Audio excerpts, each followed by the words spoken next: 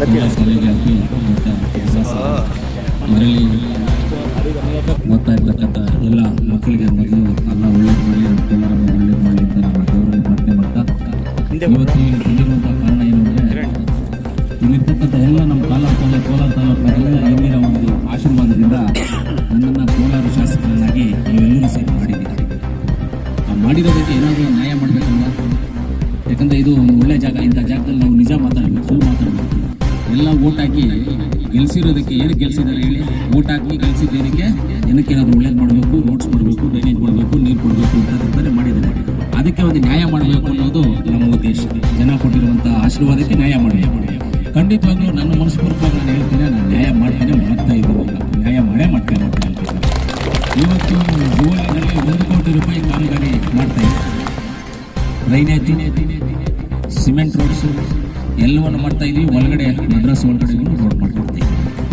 ಎಲ್ಲವನ್ನು ಮಾಡಿ ನಮ್ಮ ಗ್ರಾಮ ಪಂಚಾಯತಿ ಸದಸ್ಯರು ಬಾಬುಜನವರು ಎಲ್ಲ ನೋಡಿ ಊರಿನ ಅಭಿವೃದ್ಧಿಗೋಸ್ಕರ ನಮ್ಮ ಹತ್ರ ಇದು ಮಾಡಿದಾಗ ನಾವು ಇದಕ್ಕೆ ಫಂಡ್ಸನ್ನು ಅಲೋಕೇಟ್ ಮಾಡಿಕೊಟ್ಟಿದ್ದೀವಿ.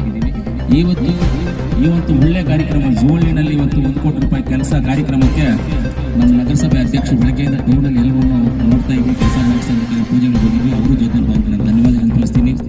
ನಮ್ಮ ಉಪಾಧ್ಯಕ್ಷರಿಗೆ ಧನ್ಯವಾದಗಳನ್ನು ತಿಳಿಸ್ತೀನಿ. ಹಾಗೆ ನಮ್ಮ ಕೈಯಮ್ಮನವರು, ಶಂಶಾರ್ ಅವರು ಎಲ್ಲ, ಆಮೇಲೆ ನಮ್ಮೆಲ್ಲದಕ್ಕೂ ಅಧ್ಯಕ್ಷರು, ಕಾಫಿ ಟೀಗೂ ಅಧ್ಯಕ್ಷರು ನಮ್ಮ ಅನಿಫನ್ ಅವರು, ಎಲ್ಲದಕ್ಕೂ ಅವರೇ ನಮ್ಮ ದೊಡ್ಡವರು, ಹಿರಿಯರವರು. ಅವರು ನಮ್ಮ ಶಿವಣ್ಣವರು, ಹುಡುಗರ ಭೂಷಣವರು ಎಲ್ಲ ನಮ್ಮ ಹಿರಿಯರು, ಎಲ್ಲ ಹಿಂದುಗಡೆ ಇರ್ತಕ್ಕಂಥ ಎಲ್ಲ ನಮ್ಮ ಹಿರಿಯರು.